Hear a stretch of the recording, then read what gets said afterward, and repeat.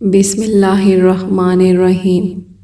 شروع اللہ کے نام سے جو بڑا مہربان اور نہایت رحم کرنے والا ہے، اور آپ صلی اللہ علیہ وآلہ وسلم کی ذات پر بے شمار درود و سلام۔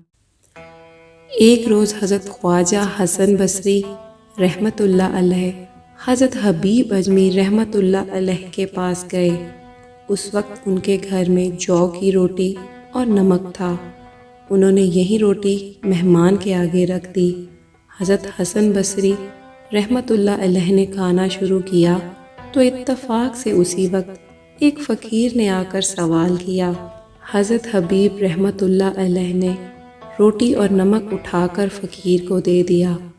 حضرت حسن بصری رحمۃ اللہ علیہ نے کہا، اے حبیب، تمہیں اگر تھوڑا سا علم ہوتا تو یہ جانتے کہ جب روٹی مہمان کے آگے رکھ دی جائے تو پھر اسے اٹھانا نہیں چاہیے، ایک ٹکڑا توڑ کر فقیر کو دے دیتے اور ایک ٹکڑا مہمان کے لیے رہنے دیتے۔ حضرت حبیب یہ بات سن کر خاموش رہے۔ تھوڑی ہی دیر گزری تھی کہ ایک غلام سر پر خوان رکھے حاضر ہوا۔ اس میں قورمہ، روغنی روٹی اور حلوہ تھا اور 500 درہم بھی تھے۔ حضرت حبیب رحمۃ اللہ علیہ نے نقدی تو فقیر کو دے دی اور حضرت خواجہ حسن بصری کے ساتھ مل کر کھانا تناول کیا۔